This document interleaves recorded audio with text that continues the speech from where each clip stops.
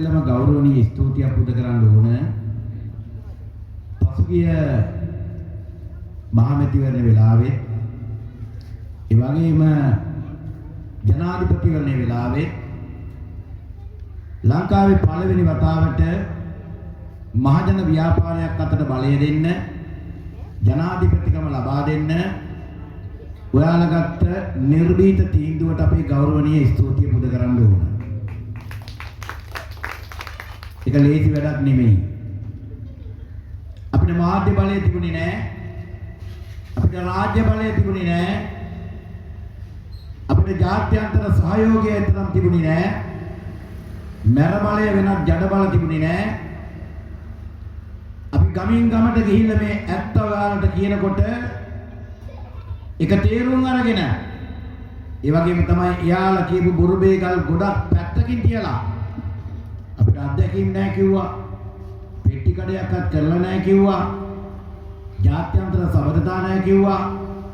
ජාත්‍යන්තර මූල අරමුදල යයි කියලා කිව්වා. අවසන් පෝය වෙයි කියලා කිව්වා. පන්සල් වලට දාන්නේ නොදේ කියලා කිව්වා. දෙකක් තිබුණොත් එකක් ගන්නවා කියලා කිව්වා. ඒ විතරක් නෙමෙයි අපේ හාමුදුරුවෝ ඝාතනය කරයි කියලා කිව්වා. මේ සියල්ල සජිත්‍ය වේදිකාවේ අර හිරු නාලිකාවේ නිරන්තරයෙන් කියනකොට ඔයාලා මේ සියල්ල පැත්තකින් තියලා මාලිමාව කෙරේ විශ්වාසය තියලා ගත්ත යෝධ තීන්දුව අපි එක සහතිකයක් මුලින්ම දෙනවා. අවුරුදු 76ක් ඔයාලා මේ තක්කඩි පාලකව වරින් වර හැවැට්ටුවා. එක සහතිකයක් දෙන්නම් ඔබ අපිට තිබු විශ්වාසය කවදාවත් එක දශමකින්වත් මාලිමාවේ අපි කඩන්නේ නැහැ කියන සහතිකය අපි මුලින්ම ඔයාලට ලබා දෙනවා. මොකද රැවටුවා හොඳට ඕම ඇති. දැන් තවත් ඕන නැහැ. ඉතින් ඒ වගේම ඔයාලා මං හිතන්නේ මේ මහ පොළොවේ ජීවත් වෙන වාසනාවන්තම මිනිස්සු. අපේ තාත්තලා හිටියට සීයලා හිටියට යාලට ඒ වාසනාවන්තකම ඉච්ඡර තිබුණේ නැහැ.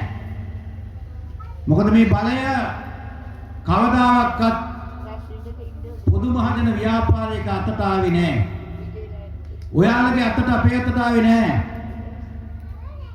මේ බලය පිටකදී රජාගෙන් රජාට ගියා. පිටකදී පෘතුගීසීන් ලන්දේසිට ඉංග්‍රීසීන්ට ගියා. 48න් පස්සේ පොරගොල්ල වලව්වට බෝතලේ වලව්වට මැදමුලන වලව්වට රණිල්ගේ කොල්ල පිටිය වලව්වට ගියා. මේ බලය කවදාකවත් ඔයාලගේ අතට අපි අතට ආවේ නැහැ.